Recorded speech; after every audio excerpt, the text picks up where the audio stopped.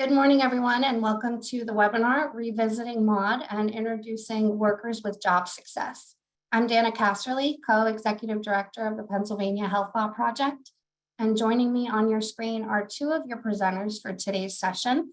We have Erin Gay and Kyle Fisher, both from the Pennsylvania Health Law Project. Also joining us shortly on the call will be our special guest speaker for today, Dr. Josie Badger. Dr. Badger is the campaign manager of the United Way of Southwestern Pennsylvania's I Want to Work campaign, which works to improve the employment of people with disabilities. She serves as the secretary of FISA Foundation and co-chair of their grants committee. In 2012, Dr. Badger was crowned Miss Wheelchair America. In 2014, she founded J. Badger Consulting, where she provides youth development and disability consulting services. Dr. Badger recently founded Peacock, a nonprofit that will support the needs of the disability community and diversity, equity, inclusion, and access. Later on in the presentation today, Dr. Badger will join us to share some insights into the movement that led to the passage of Act 69 and the Workers with Job Success program that we're going to learn about today. Today's session is the fourth in a series of webinars we're hosting this spring on Medicaid and the end of the COVID era continuous coverage requirements.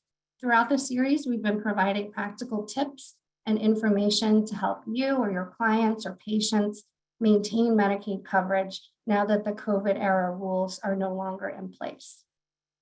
So just a little bit of housekeeping before we get started. If you have questions for our presenters, please type them into the Q&A box in your Zoom control panel. Our presenters will stop periodically during the presentation for questions, and we will do our best to get to as many as we can today while still being respectful of our 12:30 stop time. If you have any technical difficulties during the webinar, please try logging off and logging back in to see if that fixes the issue. If you still need help, please email event@phlp.org. That's event@phlp.org. The presentation today will be recorded, and a copy of the recording, slides, and handouts will be sent out after the webinar. In a few moments, I will also put a copy of the slides and handouts in the chat panel. Closed captioning is available for today's session. To see the closed captions, you must click the three dots in your webinar control panel and then click show subtitles, or sometimes it shows up as show captions, depending on what version of Zoom you're using. If you're seeing the subtitles and you want to disable them, click the three dots again and then click hide subtitles or hide captions. So with that, I will turn things over to Kyle, who will get us started today. Thank you very much, Dana.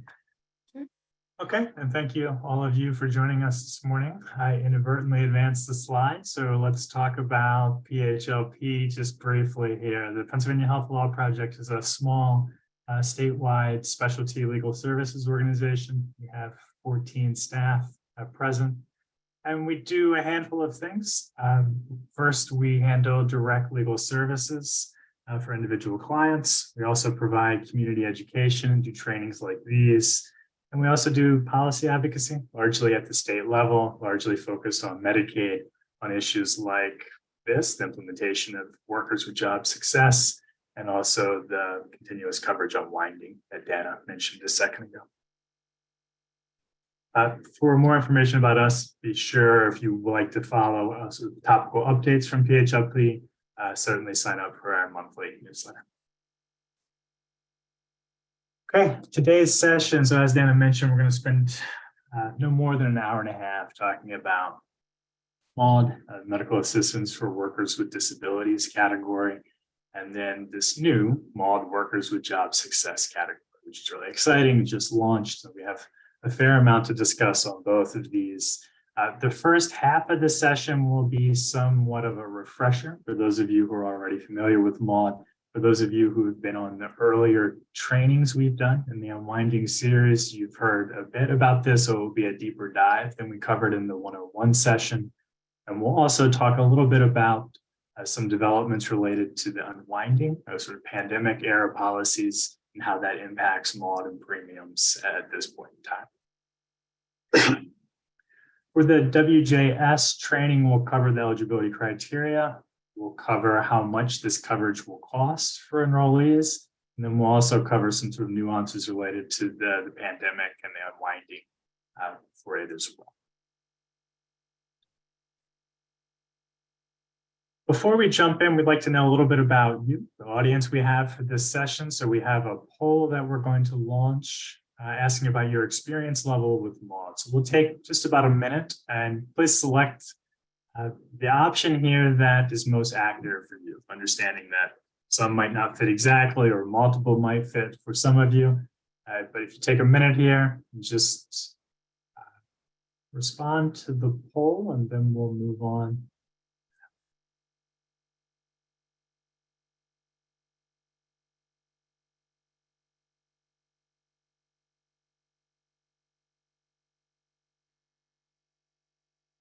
All right, so I believe we're sharing results. Thank all of you for participating. We had a little over 70% of you chime in.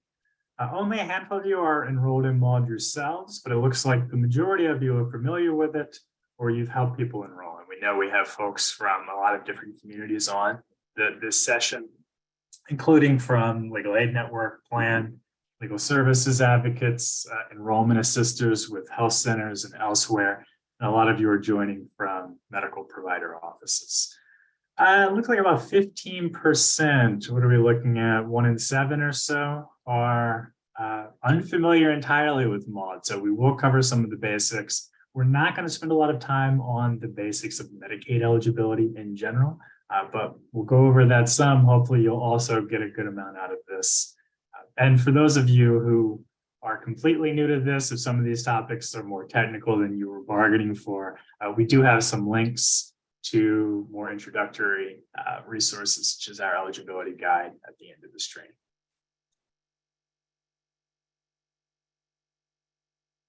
Context here before we jump into the MAWD and the WJS details, reminders. So April 1st marked the beginning of the state's unwinding of Medicaid continuous coverage. So for over 3 years, we've had policies in place, protections in place that ensure the vast majority of people receiving Medicaid coverage or medical assistance were able to continue receiving that coverage, regardless of whether they submitted renewals, regardless of whether they had an increase in their income or resources that might have otherwise made them no longer qualify.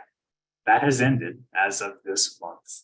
The state has started its quote unquote unwinding of those continuous coverage protections. So a few sort of practice tips for those of you working with clients, and clients is the term I'm going to use because we are a nonprofit law office. That's what flows most easily off my tongue. For some of you, obviously it would be patients, consumers, etc. Tip number 1, hopefully their contact information is up to date. So they certainly need to be paying attention to mail from the county assistance offices, from DHS, and any renewals should be acted on. Okay. Failure to complete a renewal, to return a renewal, or associated paperwork can result in someone's medical assistance being stopped. If someone has their medical assistance stopped, the first reminder is that they can appeal, and they should if they believe they continue to qualify. If there's an issue with paperwork that was lost or incomplete, certainly appeal and appeal quickly. So an appeal submitted within 15 days of the mail date on that notice will result in benefits continuing pending the appeal. So 8 paid pending. So that person should not have a gap in coverage and they can resolve whatever the outstanding issue is. If someone misses the 15-day window to appeal with benefits pending, they can still appeal up to 30 days, and we would suggest they should do that. If they miss the 30-day deadline, and again, that deadline runs from the date on the adverse action notice, they can still submit missing paperwork, missing pay stubs, anything along those lines for up to 90 days following a renewal. So that would allow them to not need to submit another application. Those are the renewals related to, reminders related to unwinding.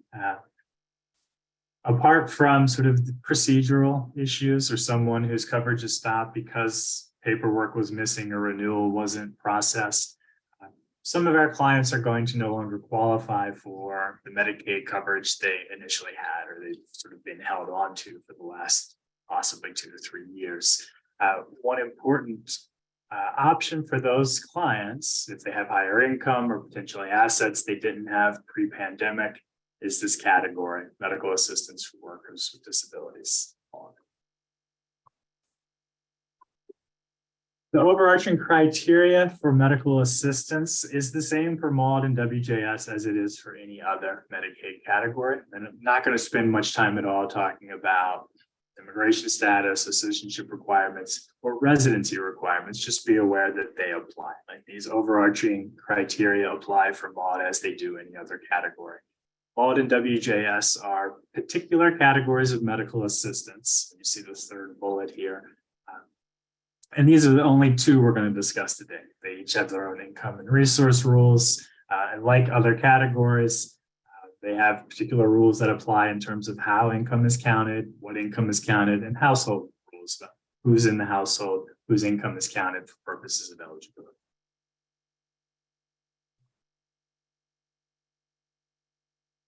Okay, why is MAWD an underutilized category? In part, it's because it is extremely flexible and its programmer, its categorical requirements. So we'll talk about its financial requirements in more depth. Note, we're going to unpack these sort of bullets, but it's important to realize here it has very high income, high resource limits compared to other Medicaid categories, these categories that have resource limits. The work requirement that you see in the name is minimal. MAWD does require a premium, so unlike any other Medicaid category, but generally that is well worth the coverage person's receiving. And the disabilities prong is also broadly construed, which we will unpack here in a minute as well. Very important to note, workers with disabilities. I think common usage of this term disability is, in common parlance, it suggests someone's unable to work. Typically, that is emphatically not the case for purposes of MAWD eligibility, right? A person, by definition, has to be working to qualify for this category. So disability is not defined as an inability to work. Like I mentioned, MAWD's an underutilized category. These are enrollment figures as of the DHS's most recently released data.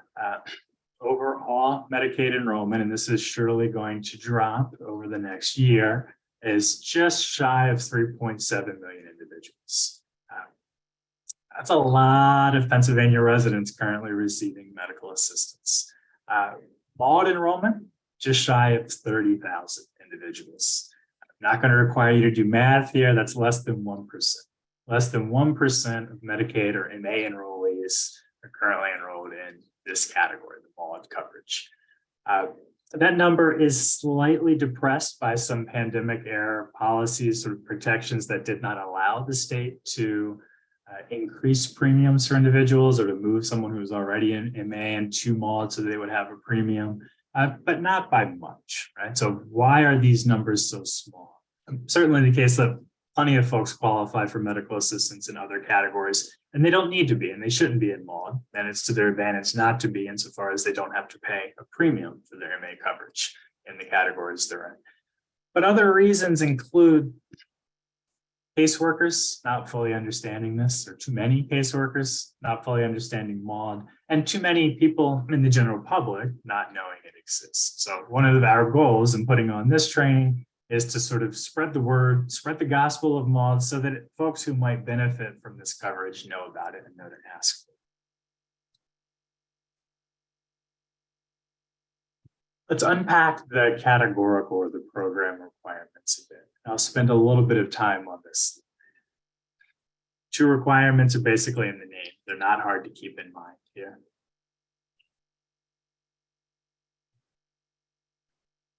Start with the work side. The basic requirement is that a person have some amount of paid income or earnings monthly.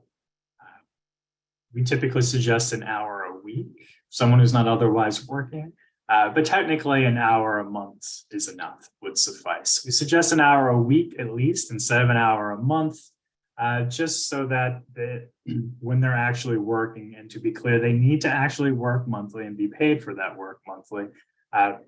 that the reporting of the work does not raise suspicion at the CAO level. Okay. The work can be under the table. Informal work is fine. And we'll talk some about how they might verify that informal work. But I would sort of caution, because sometimes we've had clients who will say, well, I'll just have my daughter say that she pays me to watch my grandchild. Actually, watching a grandchild and being paid to do that is fine. Not fine to have your daughter say that she's paying you to watch your grandchild when you're not actually doing it, or she's not actually paying you to provide that care, right? So obviously be careful to caution our clients not to perjure themselves, to actually do the work that they're setting up to qualify for MAWD.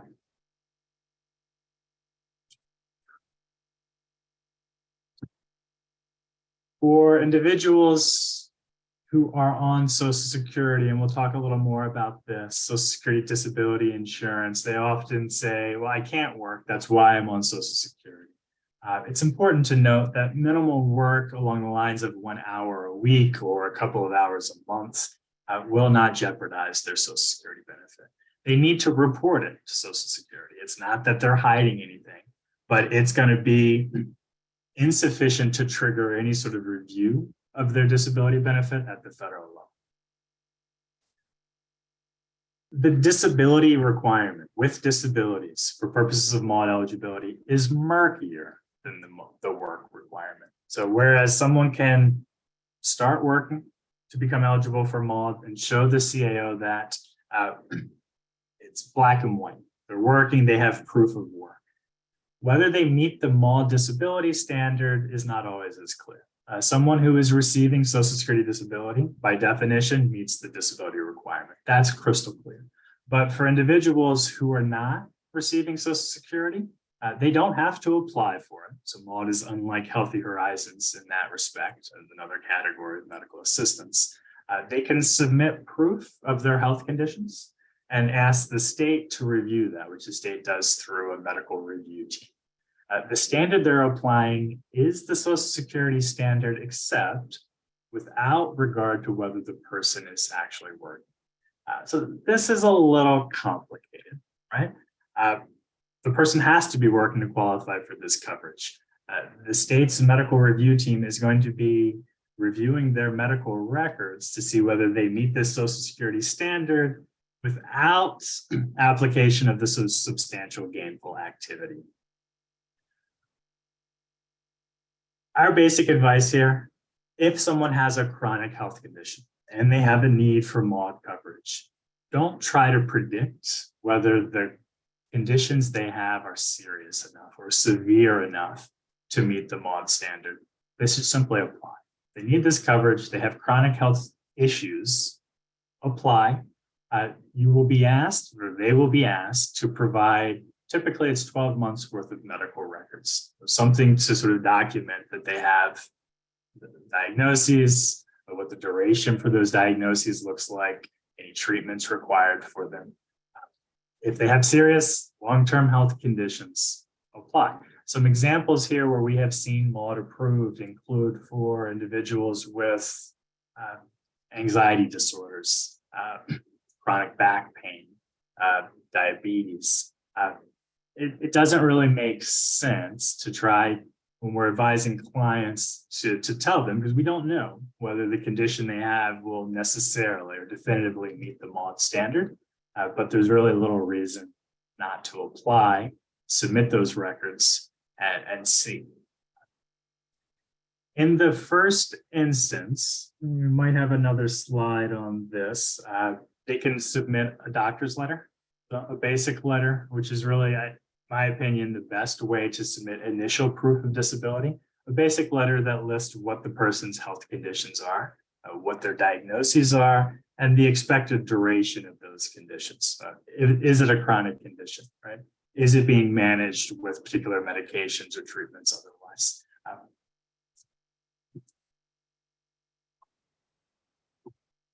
Let's talk a little about the financial requirements for MAWD, income eligibility. And I do want to pause a little on these numbers. So it's set at 250% of the federal poverty level. 250% of the federal poverty level for a household of 1 or 2 equals the numbers you see here. A little over 3,000 a month for a household of one, bit over 4,100 a month for a household of two. And worth noting, because MAWD is unusual in that the household of two can only include a spouse. Children are not included in a MAWD household for eligibility purposes. So obviously 36,000 or almost 50,000 a year for a household of two. These numbers are higher than is typical in terms of for Medicaid populations, right? We are not talking about a benefit that's only for the poor anymore. We're solidly in sort of middle class realm, 36,000, 50,000. Right? And these are the nominal income limits, which I say because there are certain SSI related disregards that apply when we're talking about the MAWD category. MAWD falls within sort of the SSI related silo, which means that the state uses Social Security rules for determining what income counts towards that 3,000 figure for a household. And we will unpack those income limits in detail in a second. But the main takeaway that I want you to understand is that earned income. So if we're talking about clients who have work income beyond that sort of de minimis 1 hour a week or 1 hour a month, but clients who are working part-time or full-time, their earnings count against these limits only at the rate of 50 cents on the dollar. Right? So this is an SSI related disregard. Half of their earnings do not count against this. Another way to phrase that is if you were looking at someone's work income and comparing it to these limits, you can effectively double these nominal limits if their income is only from work and their spouse's income, if they have a spouse, is only from work. So the 36,000 figure becomes over $70,000 a year. The household of two figure is just shy of $100,000 a year. We are emphatically not talking about programs solely for the poor when you think about the earned income disregards that apply.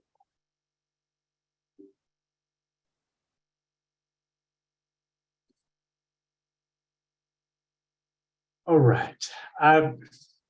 As I alluded to a second ago, a spouse's income is considered for purposes of determining a person's eligibility for MAWD. It's considered when eligibility is determined.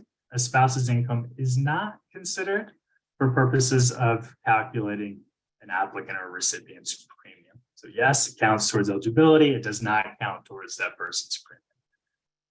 MAWD does have a resource limit, and that resource limit of 10,000 is the case whether we're talking about a household of one, an applicant by themselves, or the household of two, someone applying who is married. What counts against that $10,000 limit? Essentially, any monies they have in the bank, so checking, savings, etc. A retirement account of the recipient themselves does count against the $10,000 limit. So even though those income limits we just went through are high enough that it could encompass plenty of middle class or upper middle class individuals, for folks who have accrued retirement savings of their own, this $10,000 resource limit is going to be a barrier. A spouse's retirement assets do not count against the limit, but they will need to show that they're actually in a retirement vehicle of some sort, a 401, an IRA, etc. Excluded resources include the equity in a person's house, a primary residence, so they actually live in the house, equity or the value of one vehicle, household goods and effects, burial accounts. There are others, and we cite here to the Medical Assistance Eligibility Handbook. You see Chapter 340, and that's typically going to be the authority you want to look at when you're sort of figuring out might something be counted as income, is it counted as a resource purposes of MAWD eligibility, or if you're interacting with the county assistance office and you're looking to the rules that your caseworkers should be following. One other excluded resource that I want to highlight here is the ABLE account, somewhat recently adopted in Pennsylvania. Might be aging myself there. I'm not sure exactly which year it was adopted, but for individuals whose disability onset for the age of 26, ABLE accounts are an excellent resource for being able to save additional assets. There are some restrictions on how you can then spend the monies in that ABLE account, but they're relatively loose restrictions. And any monies in an ABLE account do not count towards this $10,000 resource limit. There are also some restrictions on how much a person can save in an ABLE account each year. Take a look at the state's website on that detail. And Kyle, can I just jump in? I know we're going to stop Please. to take questions, but there were a number of questions just about income and the disregard. So only wages count as earned income. Any Social Security disability benefit that people get, that's considered unearned income. So I think Kyle's going to talk about that a little bit more. And then I know people were questioning about the household size. So the household size for MAWD, it's going to be the applicant, and then the only other household member that would count is a spouse if the person's married and the spouse lives in the household. So someone that is living with parents, the parents are counted as a household in the household size. And then also if it's a parent who's applying, the children aren't counting in the household size. So I think just wanted to clarify those pieces before we move on to the next sections. Yeah, thank you very much, Aaron. All exactly right. So a few things just to tease out there, and I think they do bear repeating. On the household size side, it's the applicant only, or the applicant plus a spouse. So any parents in the household that an adult person may be taking care of, or children that the applicant's taking care of are not included in household size. The income disregards, and we do have this slide. It's a nice segue. Thank you for teeing up the next slide for me, Aaron. We have the disregards. So someone receiving Social Security income, that income is going to count in full against the limits we went over a second ago, with the exception of the first $20. $20 is disregarded against Social Security or other types of income that are considered unearned income. So unemployment compensation comes to mind, workers' compensation, certainly Social Security, SSDI. For earned income, wages, salary, tips, etc., and these are again following Social Security rules. The state is going to disregard the first $65 and half of the remainder. So less than half of earned income counts against the income limits that we had on the slide previously. Impairment-related work expenses are also deductible. Cost of obtaining your income, sort of bank fees. So for clients who are right on the edge of being income eligible, bank fees are worth keeping in mind. Although with the new Workers with Job Security program, that was also going to, as we'll get into in a slide or two here, that will also be another option for them for individuals already on MAWD whose income is now exceeding the MAWD limit.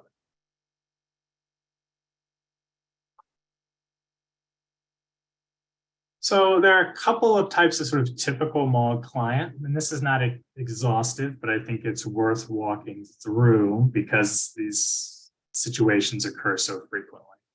One is someone who is already receiving Social Security disability, and the SSI there is kind of really a typo. Someone on SSI has no need for MAWD because they're going to receive Medicaid in Pennsylvania by virtue of being on SSI. But for someone who's on Social Security disability insurance, they will normally need to submit proof of work, right? So they will need to show, if they're not already working, that they have gained employment. And again, it can be informal. It can be working for a neighbor, a family member, a friend who's willing to pay them. It can be a minimal amount each week or every couple of weeks to do some sort of service for that person. So some examples here include cleaning at a person's church on the weekend, or walking a neighbor's dog, or babysitting a grandchild. The work does not have to be paid at a minimum wage, although the wage should be reasonable for the work being done. So one sort of factual scenario that comes up periodically is someone babysitting a grandchild.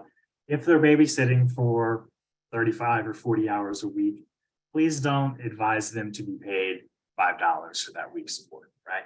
$5 for 40 hours worth of work is not at all reasonable. So there is not a minimum wage requirement, but the wage should be reasonable for the work done. And again, that minimal work will not impact the disability benefit, but it will need to be reported, so they need to be transparent about that.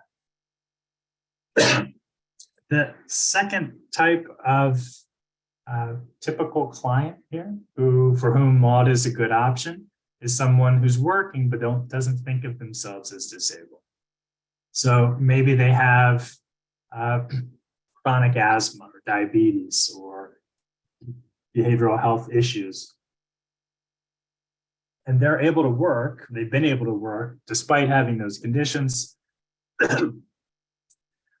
And it's possible some of these clients have work-based insurance, but it's just crummy insurance. It doesn't cover what they need, or it has co-insurance or deductibles that makes it really a poor option for them. They can qualify for MAWD, or most likely qualify for MAWD. Again, this is the area where we cannot tell them definitively that their chronic condition is going to meet the MAWD disability standard. But there's a good chance they'll qualify, and they should certainly apply by getting that doctor's letter we talked about a minute ago. Basic letter verifying the diagnoses, their duration. You can ask for what's called presumptive eligibility, and the local county assistance office should turn on their coverage for up to a 3-month period while they gather medical records, submit them, and have them reviewed by the medical review team. If the MRT, the medical review team, determines that they do not meet the MAWD standard, then they would have their MAWD coverage stopped, but there is no requirement that they pay back the value of that coverage that they'd received over the last month or 2 or 3. Again, there's really no downside to them applying if they need MAWD coverage. They would have to pay the premium that we'll talk about in a little more detail here in a second, for the months in which they have the coverage. We get a lot of questions about whether a particular diagnosis would be enough to qualify for MAWD. Again, that's a game not worth playing because we can't tell you with any certainty. I will say one area that comes up fairly frequently is whether someone with a substance use disorder or an alcohol use disorder can have MAWD turned on that basis. And that's complicated insofar as the MRT is following Social Security rules. Social Security does not allow substance use disorder alone to be a basis to be found disabled under their rules. So the state, the MRTs are going to use that same rule. So if you're working with someone who has substance use disorder, alcohol use disorder, you can certainly submit that as one of their diagnoses, but you would need to submit proof of other diagnoses as well, which in our experience is almost always the case. Someone suffering from SUD will typically also have a behavioral health condition of one sort or another, or they might have a physical health condition that they can also document. So there's no reason not to submit proof of the SUD. Just know that if that is the only diagnosis a person has, they're not going to qualify for MAWD on that basis. What are we doing on time here? 11:35. Let's go to the next slide. We have our second poll for you. We have a hypothetical married couple here, Pete and Kim, who live off of Kim's Social Security disability of $1,820. Pete's earned income of a little over $4,000 a month. Does either qualify for MAWD? And for reference, since I'm not making you go backwards to look at earlier slides, know that the MAWD income limit for a household of 2 is a little over $4,100 per month. All right, I'm pausing for, let's say 2 minutes. Have you take a look at this, if you will.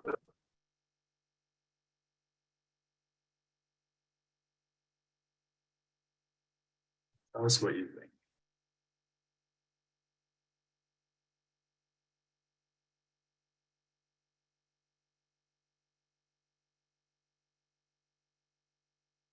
I should add, assume they have no savings. I should have put that in the hypothetical, my apologies. So, no savings, no resources.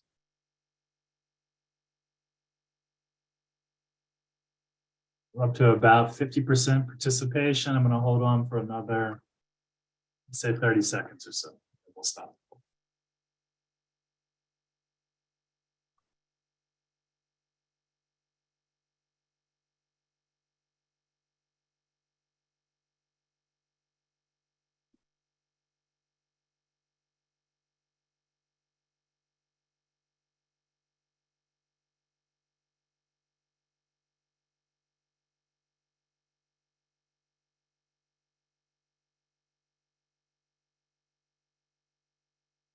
Okay, Dana, can we share the poll results here? All right, there we are. So it looks like we have a fair amount of votes for each of these options, which I appreciate, but looks like the plurality goes to both qualify, which, let's see here. Trying to advance the slide, which I think is right, most likely. And this is a bit of a trick question since I did not give you enough information to really definitively answer the question. The first piece that's worth noting here is that you do have to do math. And I know most of you signed up for this training may not have signed up for doing math. It's not quite in a day. But if you walk through as a matter of whether they're income eligible, you can see that they are, despite sort of on its face, their income is well over that MAWD income limit for a household of two, that 4,100 figure. On its face, they have income of close to $6,000. But when we determine their countable income for MAWD, it means we can take $20 off of Kim's Social Security. So the 1,820 becomes 1,800. And then we can take 65 off of Pete's earned income and half of the remainder. So 4065 becomes 4,000 divided by 2 becomes 2,000. So their countable income for purposes of MAWD eligibility is 3,800. Each would be income eligible for MAWD. We assume they have no savings, so they're resource eligible for MAWD. Are they categorically eligible? And this is the reason I have the question mark in the MAWD column there. We don't know, right? So Kim, or based on the information I gave you, we don't know. We know Kim is on Social Security disability, so clearly she would meet the disability requirement. But is she already working? There's a good chance if she's coming to your legal aid office, she needs coverage. Certainly a good chance she's on disability and she's not working. But could she work an hour a week, a couple hours a week, or a couple hours every 2 weeks, right? If so, she will qualify for MAWD. For her husband, the situation is the opposite. He's working. Does he have chronic health conditions? And we don't know based on the hypo, but there's a good chance he does. If he does, depending on what they are, he might qualify for MAWD as well. And again, to submit, they could both submit applications. They would need to show, in Kim's case, proof of work. In Pete's case, initial proof of disability, which can be as simple as the doctor's letter. I want to pause on this, and one reason why we have you sort of walk through this example is because I think it illustrates well how people can establish their eligibility for MAWD. And it's not the case for most categories of Medicaid or most benefit programs. MAWD is an area where you're assessing not just, does this person already qualify for a category of Medicaid, but can this person qualify for Medicaid, and what would they need to do so? So here, for instance, unless they knew, or unless a caseworker had advised them or a friend, if they were unfamiliar with MAWD, they would have had no idea that pointing out chronic health conditions might allow Pete to qualify for MAWD, or that doing a little bit of work each week or monthly could allow Kim to qualify. And this is why this is really a tremendous resource for those of us who are doing enrollment work or eligibility work in general. We're trying to get clients covered by Medicaid who already are, because the income and asset limits are high, and because there's this room to establish eligibility. That's going to be slightly less so for purposes of WJS than it is for MAWD, but keep in mind this basic idea. This is why MAWD is so powerful. Let's see, premiums. So we talked about this, I think, very briefly in one of the earlier slides. MAWD is unlike most Medicaid, any other Medicaid category, in that it does have a premium. The person has to pay to have this Medicaid coverage.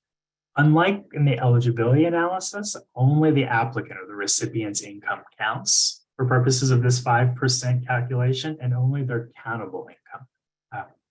So the exercise we just went through with Pete and Kim, we did the math right? And we said the countable income is $1,800 for Kim. So 5% of that's $90 a month. For Pete, countable income is $2,000, less than half of his gross earnings. 5% of that's $100. So here you see an application of how the math works for purposes of determining their monthly MAWD premiums. I will say for lots of our clients who've had MAWD in the past, it's typically much less than, for instance, Pete's earnings. Typically see premiums in the $40, $50, $60 range. Although just be aware, obviously in the case of Pete here and others, they can be much higher.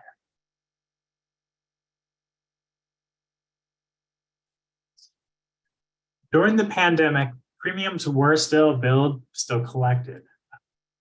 But because of the eligibility protections, the continuous coverage protections in place under the Families First Coronavirus Response Act, someone who did not pay their premiums could not have their coverage stopped on that basis.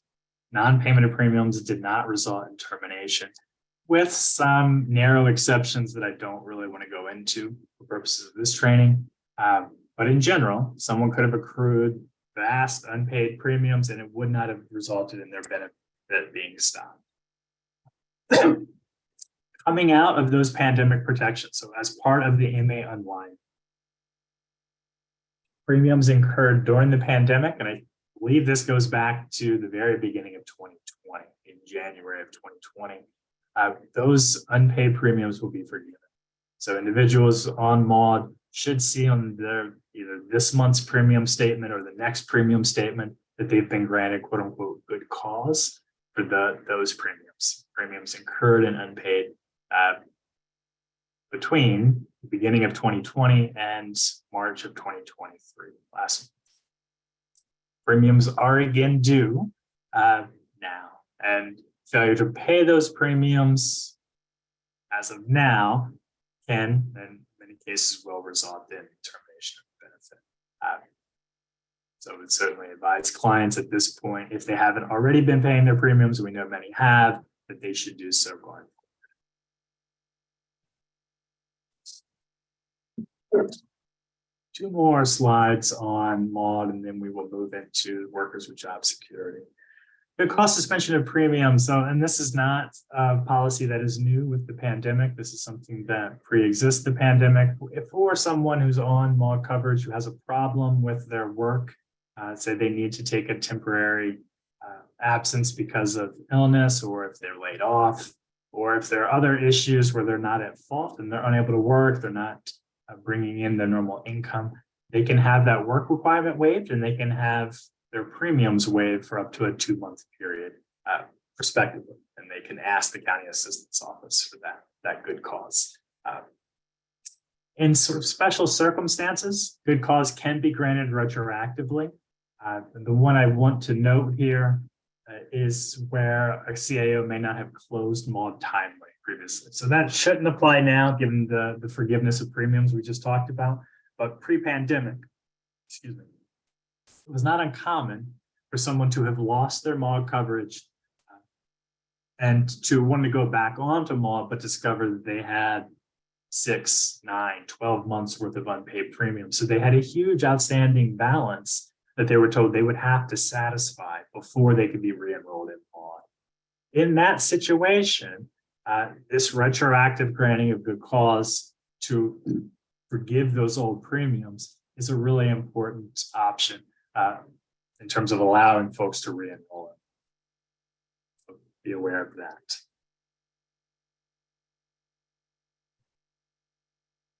Also worth noting here, a number of individuals who receive MAWD coverage can receive waiver services, home and community-based services simultaneously. So this is not a new policy. It's something that has existed a long time. It's another policy that caseworkers don't always fully understand, despite it being very clear in the handbook. For someone to be in both MAWD and waiver, they need to qualify for MAWD financially, otherwise, and they need to functionally qualify for waiver benefits. Right? So they need to have those typically ADL limitations, activities of daily living limitations, that allow them to qualify and meet the waiver functional standard, nursing facility clinically eligible. And this is a really important policy insofar as it allows lots of individuals who are getting waiver services, who are working with the employment supports, with the services available through waiver, to have income and assets higher than they would have through waiver alone. So MAWD has higher income and asset limits, but apart from those nominal limits, the way income is treated, so the earned income disregards we just went through, is a key difference between MAWD and waiver. Waiver does not allow individuals to disregard half of their work income. MAWD does. So that's why the combination of these two Medicaid categories is so important. For those individuals, many of whom can work full time, they can draw the significant level of income that we talked about a minute ago and still maintain those waiver services that allow them to live independently and to work. Okay, I think that is a good segue here to workers with job success. All right, Kyle, we got a bunch of questions. Do you want to hold the questions we're answering some in chat? Do you want to move on to workers with job success, and then we can kind of take whatever questions? How are we doing on time? I have 11:48. I think we can take a question or two if that's okay with you, Dr. Badger. Yeah. Okay, great. And again, just to clarify, I think there was some confusion about income that counts. So Social Security disability income, if somebody's on SSDI, that does count for the income limit, correct? Oh, yes, that it does. Okay. And then if somebody maybe is living with a partner, a girlfriend, boyfriend, domestic partner, or another adult in the household, do those other adults in the household's income count? The other adult in the household's income counts only if that person is a spouse. So boyfriend, girlfriend, partner who's not a spouse, their income, their assets are irrelevant to the person's MAWD eligibility. Okay.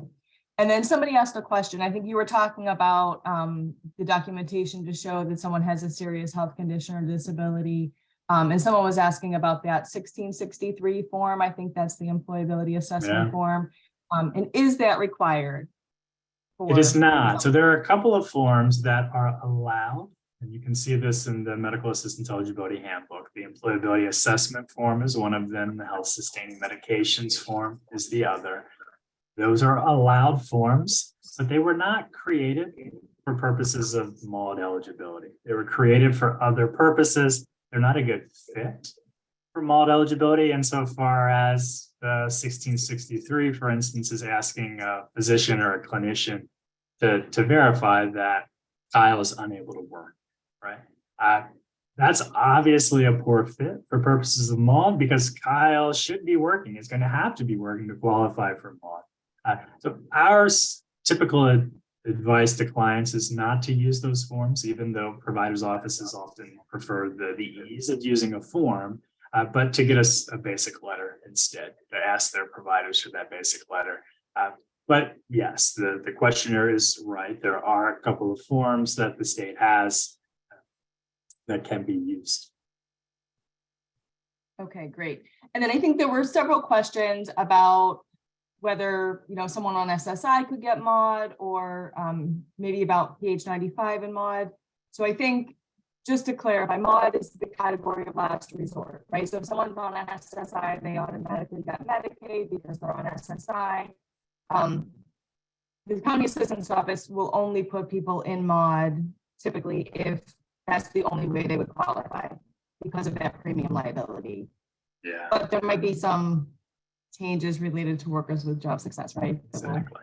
Yeah, and that's a good question. So for the two examples given, someone on SSI, I'm fairly certain cannot be moved into MAWD. I mean, I think their underlying category is tied to the cash benefit SSI. I don't know that can be changed. Someone in PH95, so a child with a disability, which goes through the age of until they turn 18, could they instead be enrolled in MAWD? I'm not certain. So there is sort of a MA cascade that typically applies. I think folks are typically enrolled in the category that best meets their needs. If they're able to be in Medicaid absent paying a premium, they'd be put in that category. There were some recent changes that go to allowing typically adults. I do want to say for certain in the PH95, sort of in the teenager scenario, but adults who might qualify for Medicaid otherwise to affirmatively raise their hand and say, I want MAWD instead, so that they can obtain the MAWD coverage necessary to later transition into workers with job security. I'm not off the top of my head entirely certain about what those rules look like or who it applies to. But I will flag that it's worth looking more closely at the guidance where we've included in our sort of final slides here. And then if there are individuals who, once we get through this section, are interested in WJS down the line, and they feel like they should be in MAWD and they've asked their caseworker, their CAOs to move them and they're not able to, certainly reach out to us and we can look into that more closely. Okay, perfect. I know we have lots of questions that we're not getting answered. We'll try to answer some in the chat. We do want to leave enough time for workers with job success because we know it's a new program. We're really excited to share information about it. We know there's going to be lots of questions about that. I think we will send out a document addressing questions too afterwards. You know, we'll do our best to address all these questions so people have those answers. So before we move on to the details about workers with job success, we wanted to welcome Dr. Josie Badger and give her a chance to talk kind of a little bit about how workers with job success came to be, because it's an exciting initiative. It's an advocacy effort that was created by and led by people with disabilities. So we wanted to put some context around the information that comes next. So Dr. Badger, I'll turn it over to you. Thank you, and thanks Health Law Project for inviting me. This bill is like what I called my heart bill, because I believe individuals with and without disabilities should have the right to obtain their maximum unique and personal potential. But the way the system is set up, that is not possible.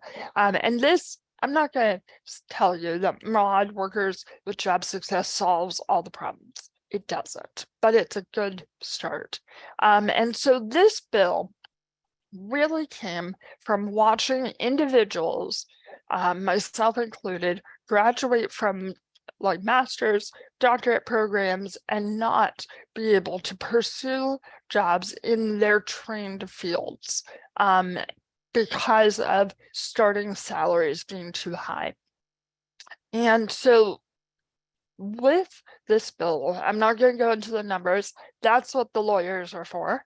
But basically, it allows folks after they've been on basic MAWD for 1 year to earn significantly more and save unlimited amounts. And this will, I hope, open the doors for entrepreneurs with disabilities, doctors, engineers. I have a brilliant friend who has an engineering degree and cannot work in that field because she would lose her services that literally keep her alive and let her get up in the morning with personal care attendant services. For myself, I started a business to be able to keep myself poor because I could not afford to be successful. I'm a wheelchair user, a ventilator user. I require 24-hour care, and I could not risk losing my Medicaid.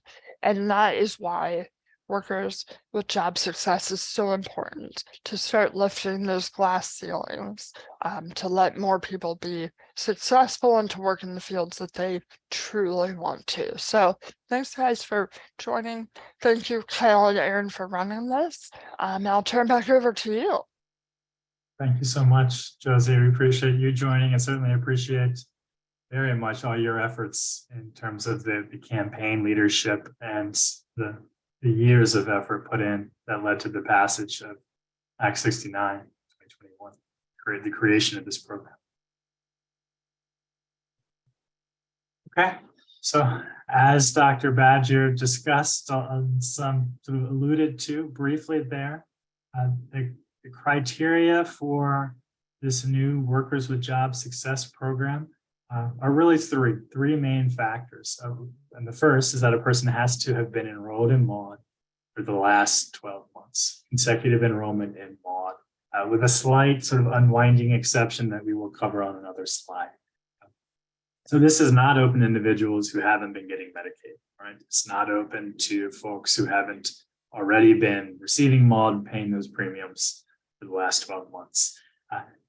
For MAWD recipients who have an increase in income where they exceed that 250% income threshold, that triggers WJS eligibility, right? And this program was established by state law, excuse me, in 2021, and it was set to be launched in very late 2021, December, but it was put on hold during the pandemic because of the federal coverage protections in place did not allow the state to increase premiums for individuals. So it couldn't be launched under those pandemic protections.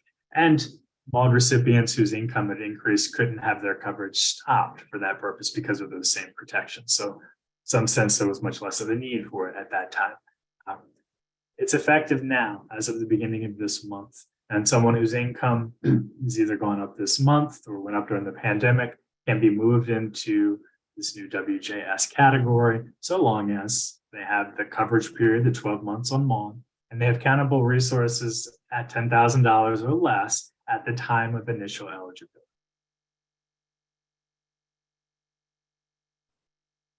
To unpack that income limit a bit more, this is what it looks like as a monthly matter and as an annual matter in terms of the nominal income limits. These are the figures for 600% of poverty, a little over $7,000 a month, monthly, just shy of $10,000 a month for a household of two, again, including a spouse only. And when you look at what that equals annually, you might do a double take, right? At least for those of you who are in the plan networks or in the legal aid world, used to working with clients who have income less than 125% of poverty, these figures are a bit shocking. But I think Dr. Badger described very well how the income cap constrained individuals who are working despite their disabilities and really forced them to take underpaying jobs or to miss out on professional opportunities they otherwise had. Worth noting here with these figures, these are the nominal income limits against which the income disregards apply. So for someone whose only work is from their salary job, you can effectively double these figures. So the math works the same way it did as we were talking about for MAWD.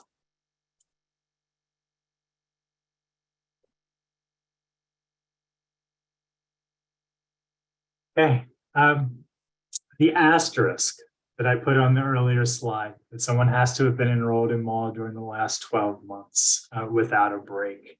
The state is making an exception to that for individuals who should have been enrolled in MAWD, but were not because the state enrolled them in a different category pursuant to PHE protections.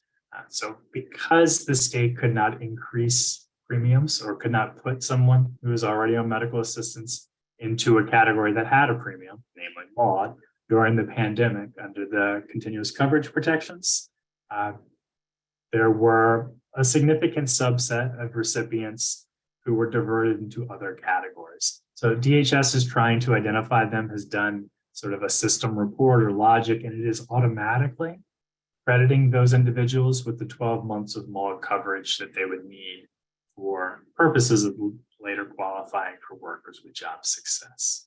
I'm not sure exactly when this is happening. I think it's soon. It's now, basically, now that we've begun the unwinding. And we're not sure at this point how well it will work. So certainly if you are someone who thinks they should have been in MAWD, or if you're working with individuals who think they should have been in MAWD, but they were instead in Healthy Horizons or some other Medicaid category, and you want to be credited and you're not, certainly ask the county assistance office for that. And if you're having problems, reach out to PHLP for assistance as well. Those individuals will not be asked to pay any sort of retroactive premiums for the MAWD coverage. So as the policy is described in the Unwinding Ops memo, and that's what you see cited at the bottom there. This is the guidance recently given to caseworkers and on which caseworkers were trained, that it talks through sort of the systematic crediting of this 12 months worth of coverage. So I would credit the state policy staff for putting the work in to make this a reality. Okay, this gets a little more complicated. We're going to talk about premiums for workers with job success. The piece that is not so complicated, I think, is most individuals, possibly nearly all individuals who move into the new WJS category are going to have a premium that's 7.5% of their countable income. And that's calculated in the same fashion as the 5% of a person's income, the 5% premium for normal bond. That's fairly straightforward. What's less straightforward, and this is part and parcel of the statute, the law that passed, is that the CAO also has to do an analysis of whether the person's income is over 450% of the poverty level. So apart from the eligibility analysis, for purposes of calculating their premium, if that person's household income, so again, premiums are normally based on individual income, but if their household income is over 450%, then the state has to do another analysis to ask for tax returns and see, is their adjusted gross income? So we're not talking about Social Security rules, but for the second step, we're looking at their AGI, their adjusted gross income under the IRS rules. Is that over this $136,000 figure? And this is a figure that is derived from the adjusted gross income that has been cost of living adjusted.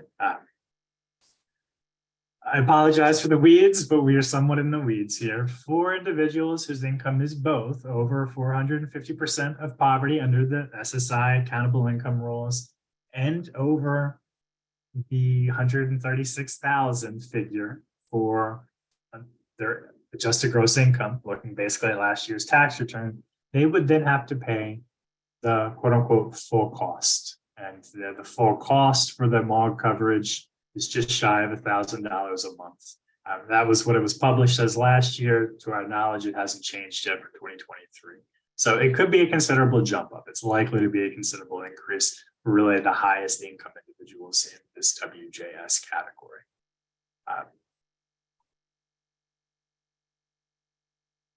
One sort of ambiguity, as if this wasn't enough for you, individuals on MAWD who are married, who jointly filed their tax returns, they're going to submit their jointly filed tax return for the previous year.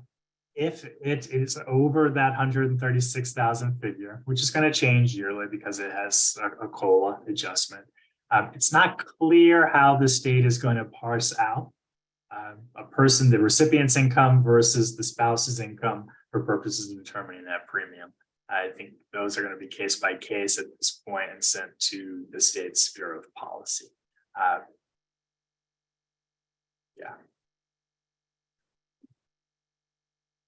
Aaron or Dana, should we pause there? Are there questions at this stage?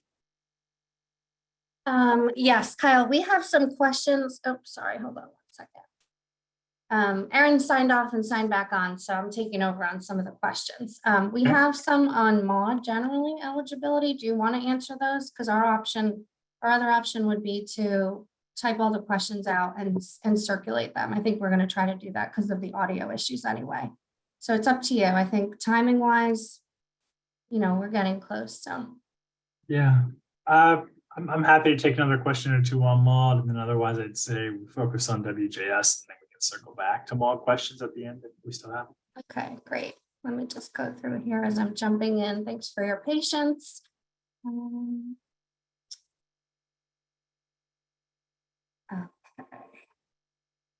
Okay, so this person says, do you have to get SSDI in order to qualify for MAWD? I think this is just helpful to reiterate the disability standard. Or can you qualify with a qualifying diagnosis and income? You do not have to be on Social Security disability to qualify for MAWD, and plenty of individuals are not. And that's where we talked about asking for presumptive eligibility, submitting a doctor's letter. The state has a medical review team that can determine that your disability meets the MAWD standard. in lieu of Okay. Social Security doing it. Okay. Thank you. I think that's it for right now. Let me just scroll back up. Thank you, Kyle, for your patience. I'm reading some of these for the first time. This is a question about the Part B premium. I don't know if we want to get into this, but if the client is on MAWD and they qualify for QMB, the qualified Medicare beneficiary, will they have the state pay their Part B premium if they're also on Medicare? The quick answer is yes. A person can qualify for MAWD and QMB, the Qualified Medicare Beneficiary Program. When we start talking about WJS and individuals who have much higher income, and in some cases assets, they're unlikely to qualify for any of the Medicare buy-in programs as well. Okay. But someone can, it's really a separate eligibility analysis. A person needs to separately qualify for both of those different categories. And the one wrinkle there is someone receiving MAWD cannot qualify under the QI, so the buy-in program that has the highest income limit. At the same time, it's essentially an either or situation where they would have to choose, do I want the full coverage under MAWD or do I want the state to pay for my Part B premium through QI?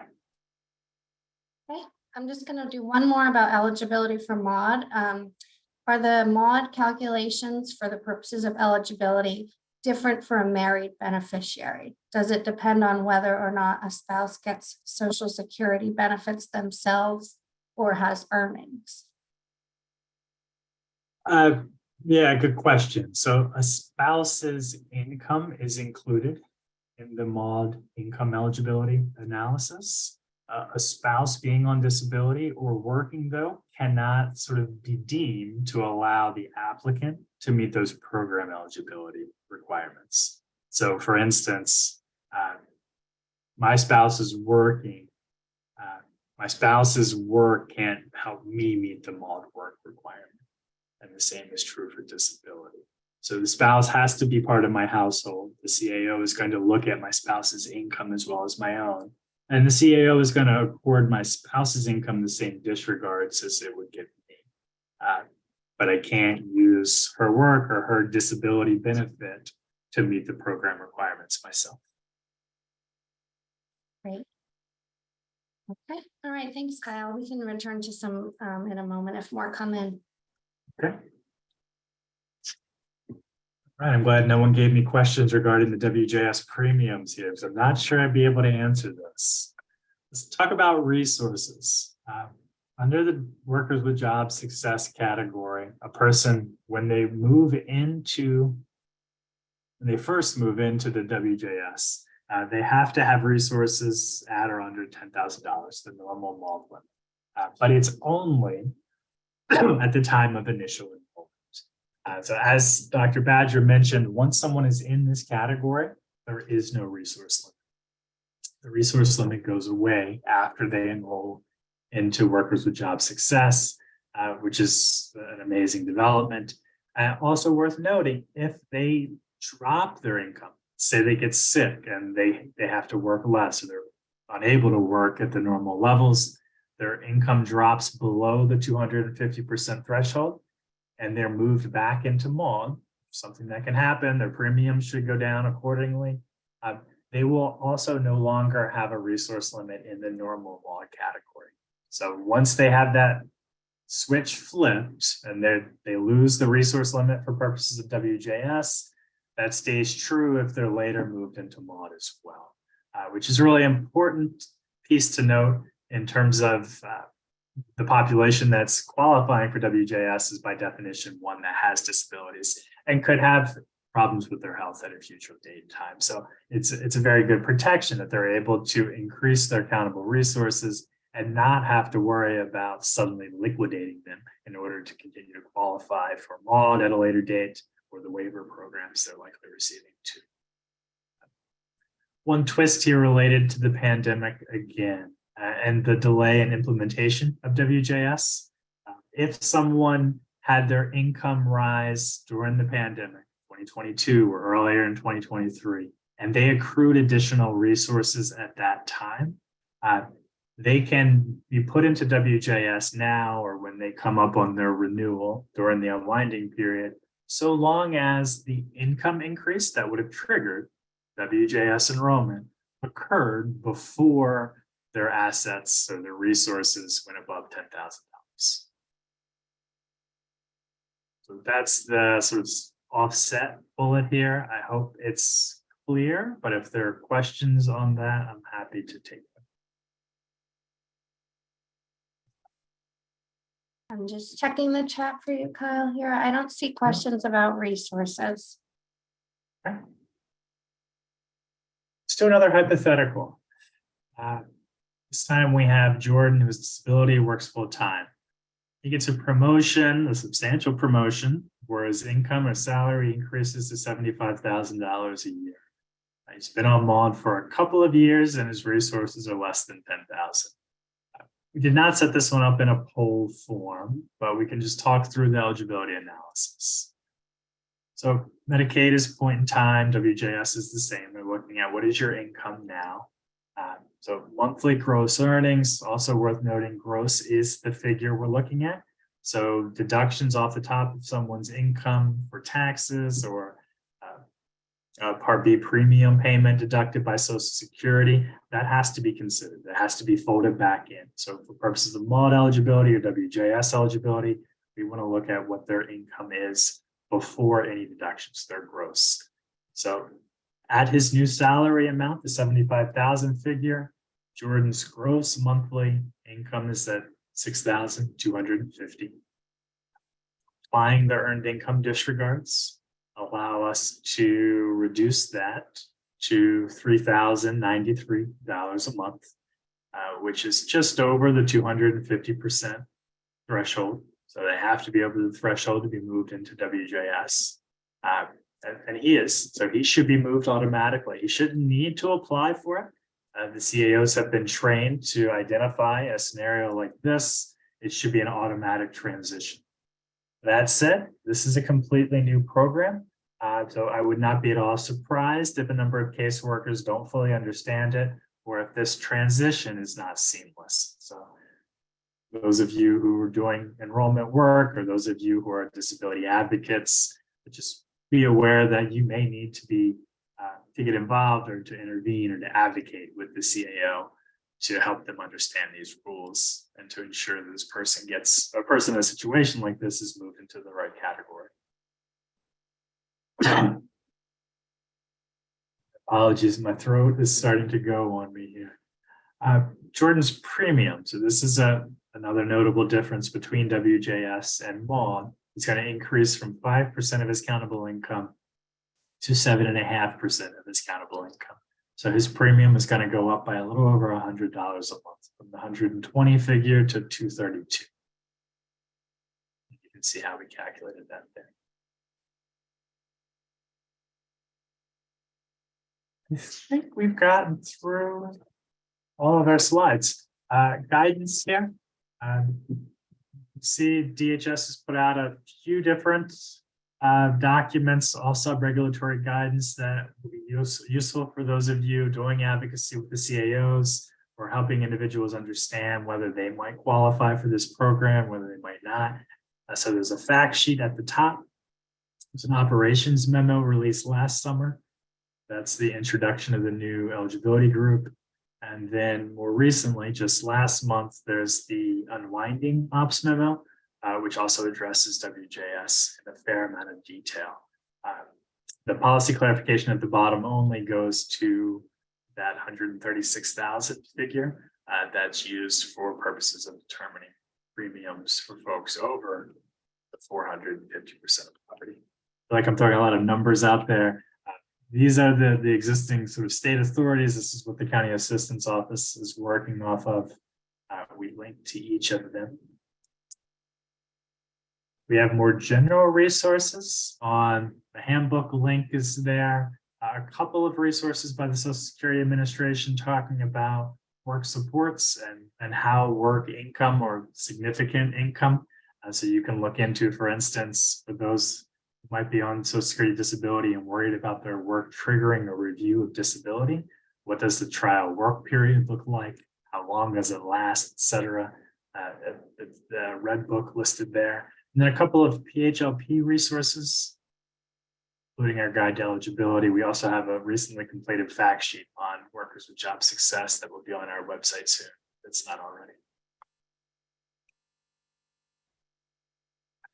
Aaron or Dana, I'm going to take a breath there. Either if you want to describe our next training in the series. Sure. Is my audio coming through any clearer? No. I think it's still a little jumbled, Erin. I can go over this for you. Okay, great. Thank you. Sure. So as I mentioned at the beginning, we've been doing a series of trainings this spring about the unwinding. And the last one, our 5th webinar in the series, is coming up on May 17th. Erin actually is going to be co-presenting that with one of our supervising attorneys, Katie McKee. And the topic will be dual eligibility and the Medicare savings programs.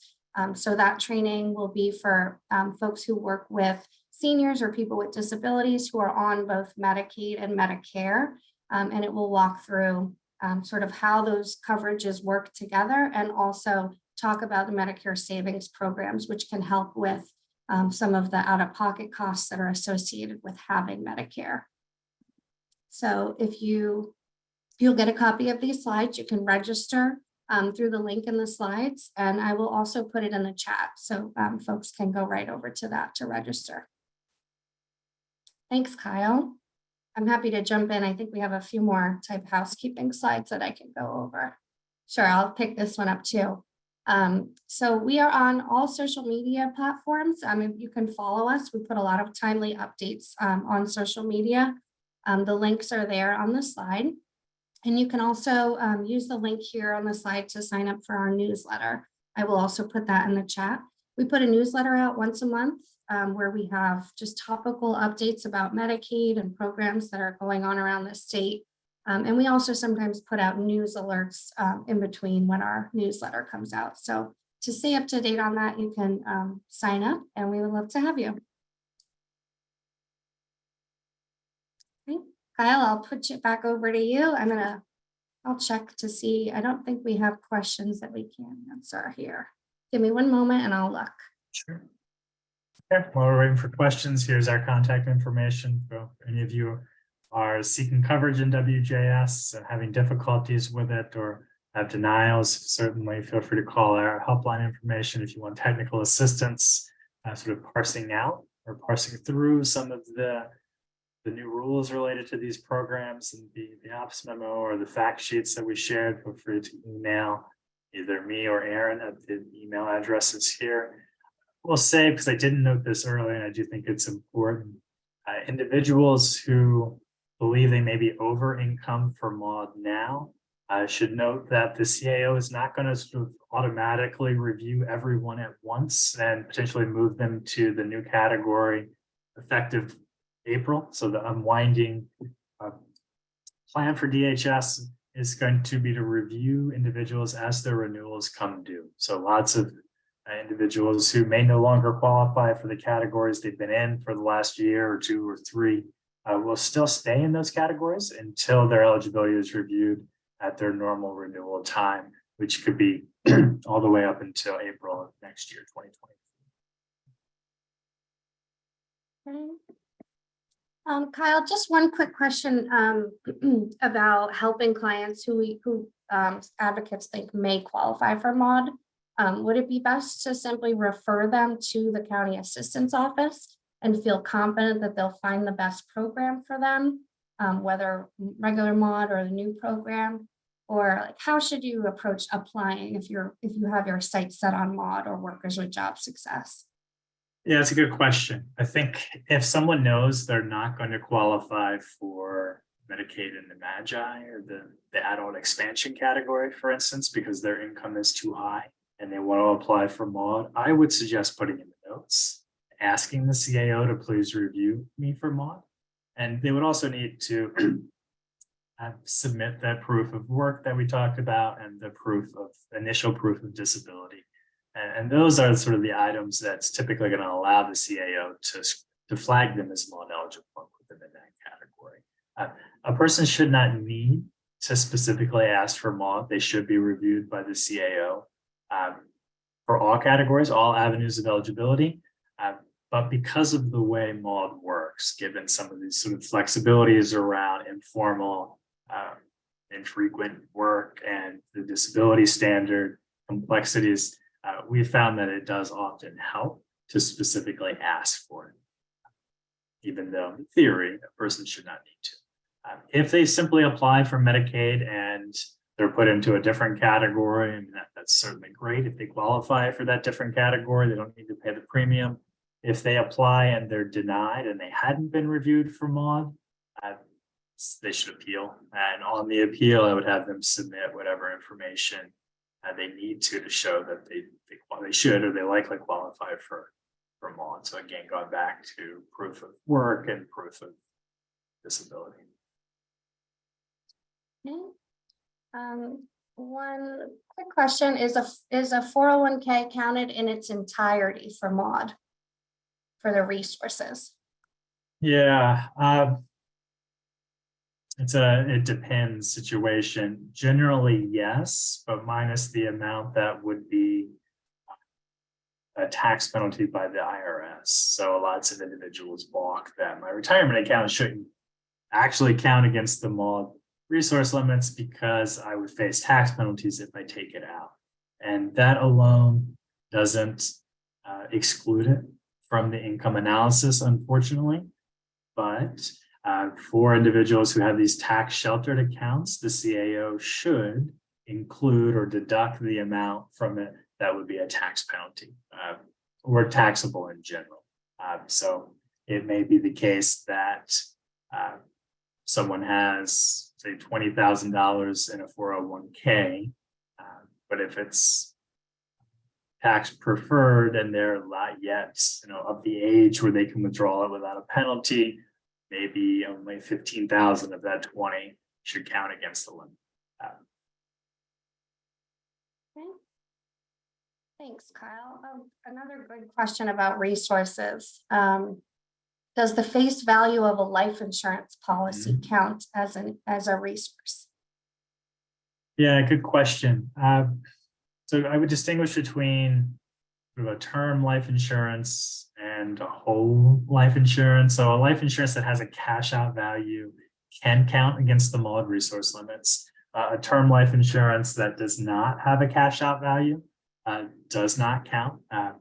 But something that can be cashed out, has a cash surrender value, does count. The amount that counts depends. And I am not remembering off the top of my head.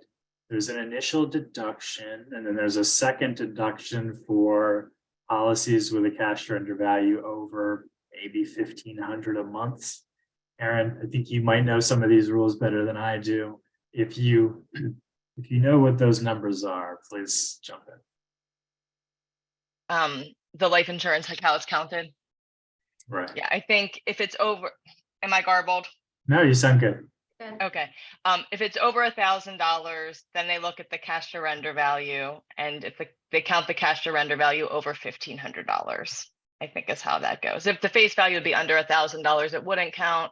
And I think if there's no cash surrender value for the policy, because not all life insurances have a cash surrender value. So if there's no cash surrender value, then it's not counted as a resource. Thank you. Random facts that are in my head. I like that Zoom appreciated your expertise and allowed you to talk without the robotic interference system. And I'm happy too, because I can never keep the life insurance rules straight. You guys both did way better than I would have done. And there's also a really detailed section in the medical assistance eligibility handbook that we linked to earlier that goes through those rules in detail. And I think, Kyle, you've gotten through all the questions. Yeah, and Kyle, can we just say, I think sometimes you referred to workers with job security and workers with job success. So people were just confused that there might be two programs. So just to clarify, it's a new program. It just started April 1st. We're all still getting the words to roll off our tongue. So workers with job success is the program, and workers with job security is the same thing. So WJS is what it is. Yeah. Apologies for my misstatements there. Thank you for clarifying that. There is no workers with job security. And I don't know if that's a larger philosophical statement on life or the economy as it exists now. I meant to refer to workers with job success. Thank you. If And then that's- people- Oh, yeah, go I'm ahead. sorry, Dana, if you mentioned this while I was trying to like respond to other things, we had some questions about the age limit for MAWD being 65. Did you ask this already, Dana, about why MAWD stops at age 65? No, because I didn't know that we had a real answer to that. So please go ahead, Erin. I think it's just the way the program was written, right? It's in the regulations that created the program that it stops at age 65. Yeah, I think that's right. I think it was never meant to overlap at all with Medicare. yeah. So even though Medicare, for someone who's under age 65, being on Medicare is no bar, doesn't preclude MAWD eligibility. That is unfortunately just a very clear rule. A person cannot be 65 or older to qualify. All right. Well, thank you both. Kyle, again, you got through all the questions, so well done. And thanks everyone for joining us today. I hope you will be with us again on May 17th when Erin will walk us through dual eligibility and the Medicare savings programs. So have a great day. Thanks again.